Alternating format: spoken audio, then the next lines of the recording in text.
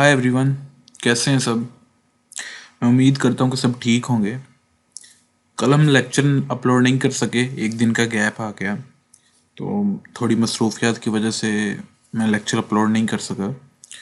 तो मेरी यही कोशिश होगी कि सेकंड ईयर का सिलेबस एग्ज़ाम से पहले जितनी जल्दी हो सके कवर हो जाए और स्टूडेंट्स को आता भी हो ताकि उनको अपनी तैयारी करने का भी टाइम मिल जाए। तो हमने लास्ट लेक्चर में देख लेते हैं। नेक्स्ट लेक्चर डिस्कस करने से पहले थोड़ा सा मैं ओवरव्यू दे दूं। प्रीव्यू ज़रूरी है। चेन रूल हमने पढ़ा था, तो उसको मैंने अपने पीडीएफ फॉर्मेट में बाय हैंड मैनुअली लिख के मैंने एक्सप्लेन किया था, थोड़े पॉइंट्स बयान किए थे। तो जिन व्यूवर्स को, जिन स्टूडेंट्स को चेन रूल का आइडिया नहीं है, वो डायरेक्ट मेरे लेक्चर पे जंप कर गए हैं, इस लेक्चर पे आ चुके हैं, लेक्चर नंबर 13 पे। तो वो काइंडली लेक्चर नंबर 12 और लेक्चर नंबर 13 ज़रूर ले लीजिए, सॉरी लेक्चर नंबर 11 और लेक्चर नंबर 12 ज़रूर ले लीजिएगा। लेक्चर नंबर 11 में हमने चेन रूल डिस्कस किया था कि कहाँ ये क्या होता क्या है और किधर किधर इसका यूज़ होता है और क्यों इसको यूज़ करते हैं।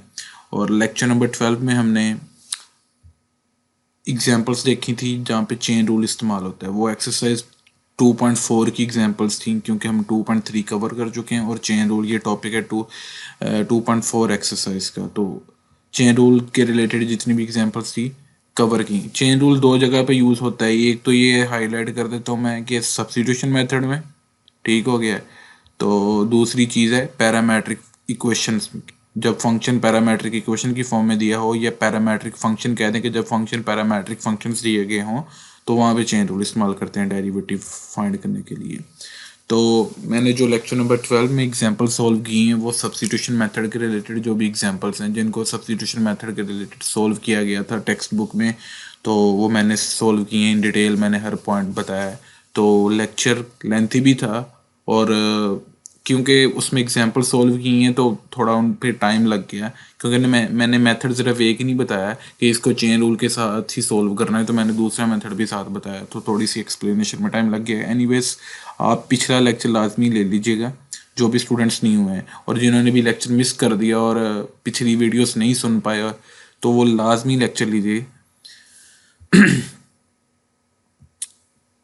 चले जी, मैं बता देता हूँ कि जी मैंने टेक्स्ट बुक से आपकी एग्जाम्पल कौन कौन सी कवर कर दी। ये यार, ये मेरे पास शॉर्ट फॉर्म में है, तो इसको नंबर को इग्नोर करना कि ये कौन सा पेज नंबर है। तो ये एग्जाम्पल यही है, ये मैंने ये भी कवर कर दी थी, हाईलाइट करी जाता हूँ ये वाली, और ये वाली एग्जाम्पल भी मैंने कवर कर दी थी लास्ट लेक्चर में। उसके बाद मैंने एक एग्जाम्पल कवर की थी, एग्जाम्पल नंबर 4 ही आपके होगी टेक्स्ट बुक पे, ये वाली। तो ये एग्जाम्पल नंबर 3 मिसिंग है, इसमें चेन रूल इस्तेमाल नहीं होता, तो मैंने इसको इस कैटेगरी से निकाल ही दिया। तो मैं इसको अलग सोल्व करूँगा नेक्स्ट लेक्चर में, हम कर लेंगे जो भी रिमेनिंग एग्जाम्पल्स होंगी, और जो आज हो जाएंगी तो वो तो आज कवर हो जाएंगी, जो भी रिमेनिंग रह जाएंगी ना, हमारी रिमेनिंग होगी एग्जाम्पल्स, तो हम वो नेक्स्ट लेक्चर में कर लेंगे और फिर एक्सरसाइज भी स्टार्ट हो जाएगी हमारी। तो मैं बता रहा हूँ कि ये जो मैंने हाईलाइट किए हैं ये मैं एग्जाम्पल सॉल्व कर चुका हूँ। आप इनकी फंक्शन की वैल्यू देख सकते हो, ये फंक्शन गिवन जो है, ठीक है, ये भी टेक्स्ट बुक पे आपकी यही दी चीज़ दी गई है, ये चीज़ डिफरेंट नहीं है। तो मेरे नंबर मुख्तलिफ हो सकते हैं क्योंकि ये मेरे पास मैनुअल नहीं है, ये मेरे पास शॉर्ट फॉर्म में बुक है, तो पेज नंबर डिफरेंट है, एग्जाम्पल सेम ही है। तो ये कवर की थी। आज हम कवर करने वाले हैं derivative of a function given in the form of parametric equations. चलें जी, ये पिछले लेक्चर का ओवरव्यू हो गया, इसको हम कैंसिल आउट कर देते हैं यहाँ से। No no no no, anyways इसको ही करते हैं। आज ही हमारा टॉपिक है 2.6। टेक्स्ट बुक्स का टॉपिक भी 2.6 है, वहाँ पे यही लिखे है, यहाँ पे भी यही होगा। 2.5 कुछ नहीं है, डेरिवेटिव ऑफ इनवर्स फंक्शन, ये derivative of a function given in the form of parametric equation. इसका मैंने इंट्रोडक्शन दे दिया था कि यहाँ पे चेन रूल इस्तेमाल होना है, मैंने ये भी सारा इस्तेमाल बयान कर दिया था, लेक्चर नंबर 11 में मौजूद है। और मैं हर लेक्चर का जो प्रीवियस लेक्चर्स होते हैं, इंपॉर्टेंट लेक्चर्स होते हैं, उनका डिस्क्रिप्शन में लिंक पड़ा होता है, तो आप डिस्क्रिप्शन में लिंक से आप वहाँ से चेक कर सकते हैं, विजिट कर सकते हैं, मेरे लेक्चर को वॉच कर सकते हैं। Derivative of a function given in the form of parametric equations. आपको फंक्शन दी है जो कि पैरामीट्रिक इक्वेशंस की फॉर्म में उसका डेरिवेटिव फाइंड करना है, वो चेन रूल के अकॉर्डिंग करना है, ठीक है। तो इसकी एग्जांपल्स ही हमने की थी, इसका हमने सारे डिटेल में देख लिया था, इसकी थ्योरेटिकल जितना भी ओवरव्यू था हमने वो ले लिया था।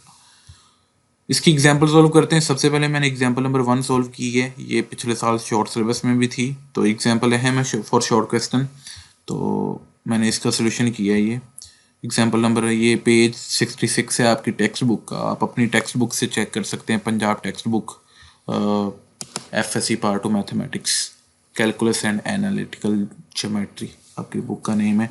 एनीवेज हम डेरिवेटिव हमने फाइंड करना है, हमें दो पैरामीट्रिक इक्वेशंस दी गई हैं, ठीक है। x equal to 80² and y equal to 280। मैं बार बार कह रहा हूँ कि अगर किसी को नहीं पता लग रहा है पैरामीट्रिक इक्वेशन क्या होती हैं, तो वो मेरा लेक्चर नंबर 11 सुन ले, उसमें मैंने बताया।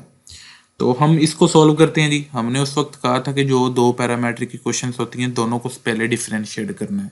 पता है हमें कि यहाँ पे चेन रूल लगना है, मगर चेन रूल बाद में लगना है, पहले इनको डिफरेंशिएट करना है। x इक्वल टू 80² को अलग, y इक्वल टू 280 को अलग। तो यहाँ पे हम हमेशा डेरिवेटिव राइट साइड पे जो वेरिएबल होता है इंडिपेंडेंट वेरिएबल, उसके अकॉर्डिंग डेरिवेटिव लेते हैं। यहाँ पे मैंने लिखा जी taking derivative with respect to t on both sides. x का डेरिवेटिव किसके हिसाब से ले रहे हैं, t के हिसाब से, d over D derivative with respect to t, किसका, x का, dx ओवर dt बन गया। a यहाँ पे क्या है, कोफिशिएंट है, ये वैसे ही आ गया। अब ये क्या है जी, टी स्क्वायर का डेरिवेटिव है। अब यहाँ पे ये क्या लिया जा रहा है जी, टी स्क्वायर का डेरिवेटिव। अब टी स्क्वायर का डेरिवेटिव लें तो पावर रूल के अकॉर्डिंग जितनी भी पावर हो अदर देन 1 वो स्टार्ट में आ जाती है, और पावर में से एक माइनस हो जाता है, ठीक हो गया जी। तो उसके बाद टी अकेला बच जाता है, उसका दोबारा डेरिवेटिव ले लेते हैं, ठीक हो गया। तो 2a और t को मल्टीप्लाई करें तो 280 बन जाता है, t का t के हिसाब से क्या आ गया जी, 1 आ गया। मैं बार बार एक ही स्टूडेंट्स को बात कह रहा हूँ, हर लेक्चर में कहता हूँ कि यार आपको डायरेक्ट डेरिवेटिव की समझ नहीं लगेगी। जिन स्टूडेंट्स ने तो पिछले मेरे लेक्चर सुने हैं उनको तो कोई मुश्किल नहीं लगेगी यार, कोई भी आगे क्वेश्चन इंशाल्लाह उनको मैं उम्मीद करता हूँ कि कोई भी कन्फ्यूजन नहीं होगी आगे सॉल्व करते हुए, क्योंकि वही रूल्स लग रहे हैं। तो पावर रूल सबसे मेन रूल है, ठीक है। प्रोडक्ट रूल और क्वेश्चन रूल है, सिर्फ डेरिवेटिव लिखने के फार्मूलाज हैं, तो उनकी अंडरस्टैंडिंग होना हर स्टूडेंट के लिए ज़रूरी है। मैं बार बार हर वीडियो में ये बयान करता हूँ, सही है। तो काइंडली पिछले लेक्चर्स लाजमी सुन लिया कीजिए, तो ताकि आपको अंडरस्टैंडिंग हो जाए। आप कभी भी इस तरह डेरिवेटिव या इंटीग्रेशन समझ नहीं पाएंगे अगर आप डायरेक्ट ही लेक्चर पे जंप करते हैं। तो पिछली चीज़ अगर आपको कवर नहीं होती तो पिछली चीज़ पहले आप अपनी कन्फ्यूजन जो है अपना कॉन्सेप्ट पीछे कवर कर लें, वो इतना टाइम नहीं लगेगा। आपको पावर रूल सॉल्व करना आ गया तो सिंपल डेरिवेटिव सॉल्व करना आ जाएगा। यहाँ पे पावर रूल ही लगा है, ये कोफिशिएंट तो हमें पता है, कोफिशिएंट का डेरिवेटिव नहीं लेते वो बाहर निकाला है, यहाँ पे पावर रूल ही लगा है, तो पावर रूल को सॉल्व करते हुए 280 आंसर आ चुका है। अब इसका डेरिवेटिव लेना है, इसके राइट साइड पे भी वेरिएबल कौन सा, टी है, आपको ये नजर आ रहा है, y equal to 280, T variable right side पे है, इसके हिसाब से दोनों साइड पे डेरिवेटिव लिया है। इसमें 2 भी कोफिशिएंट है, a भी कोफिशिएंट है, वेरिएबल कौन सा, t, सिर्फ वेरिएबल का डेरिवेटिव लेना होता है। कोफिशिएंट d ओवर dt मतलब derivative with respect to t, इसके बाहर आ चुका है।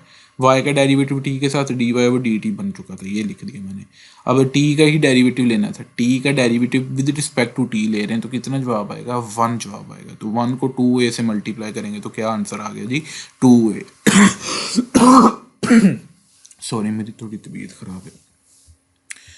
बाय चेन रूल, हम चेन रूल के अकॉर्डिंग इसको सॉल्व करते हैं। अब हमारी बात मैंने स्टार्ट में ये बोला था कि जो पैरामीट्रिक इक्वेशंस दी गई हों उनको पहले डिफरेंशिएट करना होता है, फिर उसके बाद डिफरेंशिएट करने के बाद हमने चेन रूल लगाना होता है। चेन रूल के मुताबिक होता है dy over dx equal to dy over dt, जो भी थर्ड वेरिएबल इंक्लूड हुआ है x और y के अलावा जो भी थर्ड वेरिएबल आया है उसके साथ हमने डिवाइड करना है, मल्टीप्लाई उसी के साथ हमने मल्टीप्लाई करना है, मतलब डिनोमिनेटर में जो लिखा है न्यूमिनेटर में भी वही लिखना है। बच क्या गया dx, वो डिनोमिनेटर में लिख देना है। अब ये देखें अगर ये इसको और इसको कैंसिल करें तो दोबारा dy ओवर dx बन जाएगा, मतलब dy ओवर dx को इस फॉर्म में लिख रहे हैं। अब हमारे पास वैल्यू कौन कौन सी है वो देख लेते हैं। dy ओवर dt की वैल्यू आ चुकी है हमारे पास, वो 2 है, इसकी जगह उसकी वैल्यू पुट कर देंगे। अच्छा बुक पे ये आंसर इस तरह है, पहले आप इस तरह देख रहे हैं, ये भी गलत नहीं होगा, तो मैंने इसको दोनों मेथड से सॉल्व किया। यहाँ पे हिंट भी दे दिया कि dy ओवर dt की वैल्यू मेरे पास 2a निकली थी। उसके बाद dt ओवर dx की वैल्यू चाहिए, मेरे पास तो निकली है dx ओवर dt की। अब यहाँ पे क्या होगा कि मैं रेसिप्रोकल ले लूंगा, डी टी ऊपर चला जाएगा, डी एक्स नीचे आ जाएगा। तो इधर भी यही काम, इसके बटे में जो चीज़ है वो ऊपर चले जाएगी और ये चीज़ नीचे आ जाएगी, 1/2 AT बन जाएगा D T over D X. सही हो गया। दोनों की जगह उसकी वैल्यू पुट की है, D Y over D T की जगह 2a और D T over D X की जगह 1/2 AT। 2a और 2a 2a कैंसिल हो गया, बटे में टी बच गया, ऊपर 1 बच गया, 1/t। That's an answer. ये भी आंसर ओके। अब यहाँ पे क्या आंसर निकला है, 2a और 1/2 AT। ये वही है, D Y over D T की जगह 2a पुट किया, multiply by D T over D X की जगह उसकी वैल्यू पुट की। अब यहाँ पे पता क्या किया है, उसने कहा जी कि ये आपको 2a, उसने कैंसिलेशन नहीं की, उसने कहा जी कि ये 2a नज़र आ रहा है ना, तो अगर आप गिवन पैरामेट्रिक इक्वेशंस पे गौर करें तो 2a किसके बराबर दिया गया था, y के। तो यहाँ पे उसने 2a की जगह y पुट कर दी है। ठीक हो गया जी, तो ये आंसर आ गया। यार आप अगर एग्जाम्पल पे गौर करोगे ना तो आपने कंफ्यूज नहीं होना वहाँ पे कि यार उसने क्या सोल्यूशन किया है। मैं आपको थोड़ा सा चेक करवा देता हूँ कि यार ये क्या कर रहा है, एलिमिनेटिंग टी, ये वाई। आप इसको कुछ नहीं करना, मैं इसी वजह से एग्जाम्पल सॉल्व करके दे रहा हूँ स्टूडेंट्स को, आप लोगों को, कि ताकि आपको कोई कन्फ्यूजन ना हो, कोई भी पॉइंट मिस ना हो। तो आप ये मेथड ओके है, आप उस पर ना जाएं एलिमिनेशन वाले, उसने तो दो मेथड सॉल्व किए हैं। एनीवेज अगली एग्जांपल हम सॉल्व करते हैं जी। एग्जांपल नंबर 2 है कि इसमें हम जी find D Y over D X if X is equal to, ये यार यहाँ पे कुछ प्रिंटिंग का मसला हो जाता है, तो आप, मैंने यहाँ पे मैनुअली लिखा है, आप यहाँ से देख लें। Find D Y over D X if X equal to 1 - t² and Y is equal to 3t² - 2t³। अब ये भी पैरामेट्रिक इक्वेशन है, ये और ये दो पैरामेट्रिक इक्वेशन, इसको अलग सॉल्व करना है। एक्स इक्वल टू 1 - t² को इसको अलग डिफरेंशिएट करना है। पहले इसको डिफरेंशिएट कर लेते हैं। वही चीज़ राइट साइड पे वेरिएबल कौन सा नजर है, टी, उसके हिसाब से हमने दोनों साइड्स पे डेरिवेटिव ले लिया। एक्स का डेरिवेटिव टी के हिसाब से D X over D T बन गया। अब इसका डेरिवेटिव लेना है 1 - t² का, किसके साथ है, टी के साथ है, डी ओवर डी टी किसका, 1 - t² का। 1 इज अ कॉन्स्टेंट, कॉन्स्टेंट का डेरिवेटिव क्या आता है, 0, उसकी जगह आ गया 0। फिर माइनस वैसे ही t² का derivative by using power rule, power rule के अकॉर्डिंग डेरिवेटिव लिया जी। जितनी भी पावर है वो स्टार्ट में आ गई है, अदर देन 1 हो, वो पावर में से एक माइनस कर दें तो वो अकेला 2 में से एक निकालेंगे तो यहाँ पे 1 पावर ही बचेगी, टी की पावर 1 ही, वो मैंने लिख दिया।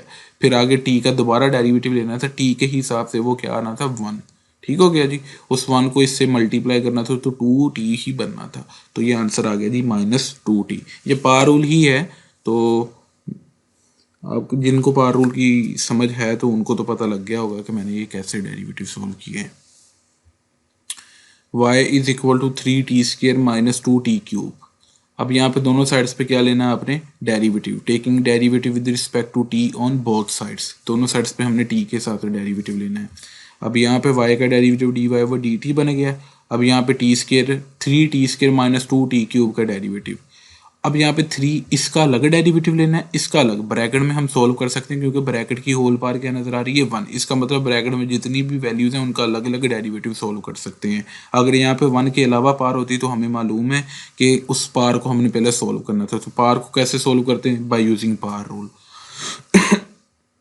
तो इसका अलग डेरिवेटिव, इसका अलग। अब मैं जब इसके डेरिवेटिव पे मैंने गौर किया ना 3t² पे, तो आप चेक करें कि यार 3 क्या है, कोफिशिएंट है, ये बाहर निकाल दिया, डी ओवर डी टी के बाहर, मतलब इसका डेरिवेटिव नहीं लेना। तो डेरिवेटिव किसका लिया जाएगा, t² का, तो ये t² का डेरिवेटिव हो गया। फिर माइनस वैसे ही 2 बाहर निकाल दिया, 2 का डेरिवेटिव नहीं लिया जाना, किसका लिया जाएगा डेरिवेटिव, t³ का, तो ये t³ का डेरिवेटिव। ठीक हो गया जी।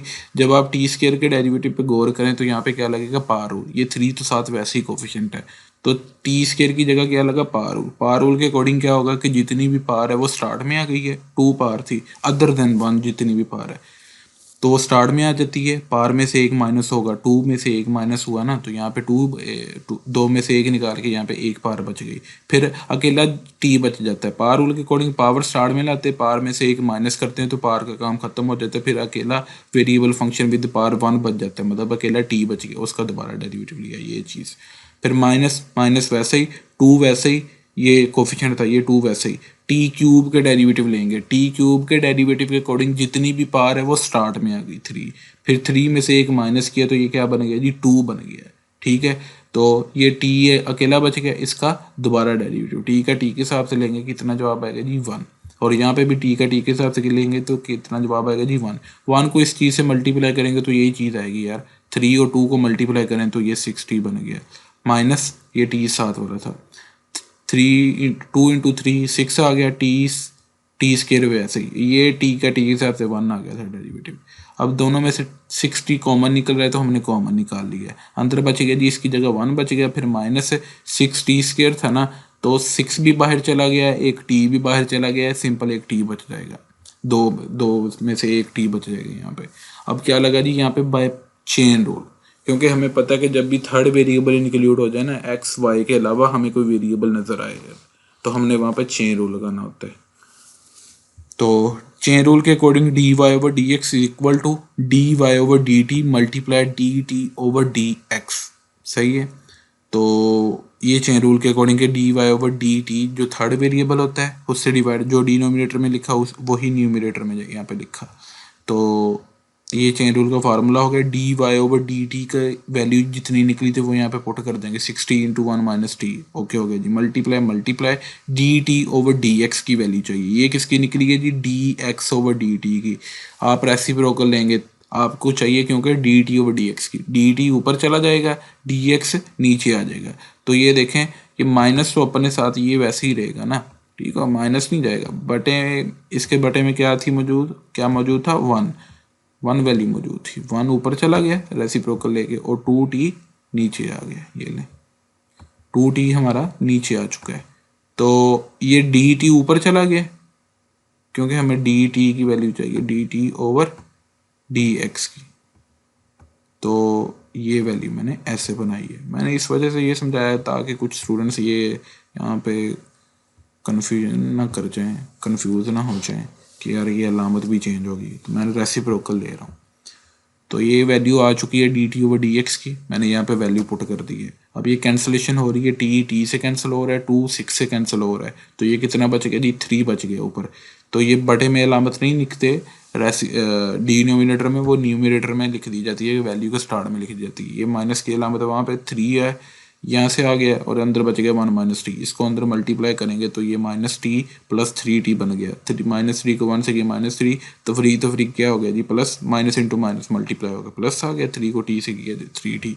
और ये प्लस वाली पहले लिख ली, माइनस वाली बाद में लिख ली, इन दोनों में से 3 कॉमन निकल रहा था, ये हमारे डेरिवेटिव का आंसर हो गया, सिंपल।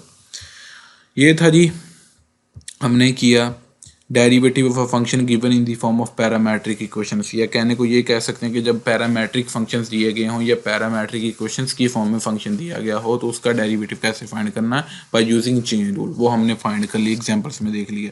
इसकी 3 एग्जांपल्स थी, मैंने 2 सॉल्व की हैं, तीसरी मैंने इस वजह से सोल्व नहीं की क्योंकि ये वही एग्जाम्पल है, ये एग्जाम्पल आप ये देख लें, इसको वैल्यू इसकी देख लें ज़रा, तो चेक करें कि ये जो वैल्यू लिखी है ना, मैं अभी आपको ये एक्सरसाइज का क्वेश्चन दिखाता हूँ, वहाँ पे प्रूफ है, ठीक है, तो यहाँ पे सिंपल ये डेरिवेटिव फाइंड करना है, तो मैंने इस वजह से सोल्व नहीं की क्योंकि एक्सरसाइज का क्वेश्चन वो लाजमी करेंगे क्योंकि वो इंपॉर्टेंट लॉन्ग क्वेश्चन है, तो उसी में ये कवर हो जाएगी, तो सारे स्टूडेंट्स खुद ही सॉल्व कर लेंगे क्योंकि सारा मेथड ये वही है जो कि उस प्रूफ में करना है। मैं आपको एक्सरसाइज का क्वेश्चन दिखा देता हूँ, ये एक्सरसाइज 2.4 है, तो अगर आप इसके क्वेश्चन नंबर 4 पे गौर करें तो यार ये क्वेश्चन नंबर 4 वही है, इसमें जो पैरामेट्रिक इक्वेशंस दी हैं ना ये वाली, ठीक हो गया, एक्स ये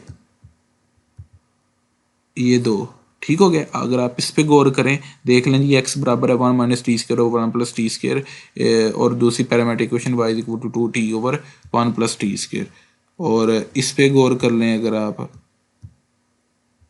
तो ये भी वही, ठीक हो गया जी। तो आई होप सो कि सभी स्टूडेंट्स को chain rule, use of chain rule आ गया होगा कि पैरामेट्रिक फंक्शंस का या पैरामेट्रिक इक्वेशंस की फॉर्म में फंक्शन हो तो उसका डेरिवेटिव कैसे सॉल्व करना है बाय यूजिंग चेन रूल। तो अगर आपको मेरा मेथड अच्छा लगता है, मेरी वीडियो अच्छी लगती है, मेरे मेथड की समझ लगती है, और मेरे चैनल पे जो भी नए व्यूवर्स हैं तो वो काइंडली मेरे चैनल को सब्सक्राइब कीजिएगा। और जो भी मैं मेथड बयान करता हूँ सिंपली, डेरिवेटिव तो अब सिंपल हो चुका क्योंकि जो भी मेहनत थी वो स्टूडेंट अगर वो स्टार्ट वाली वीडियोस देख लें और थोड़ी सी एफर्ट वहाँ पे लगा लें तो आपके लिए डेरिवेटिव सॉल्व करना आसान हो जाएगा, ठीक है। और प्रैक्टिस लाजमी किया कीजिए, जो भी क्वेश्चन करते हैं करके देखा करिए लाजमी।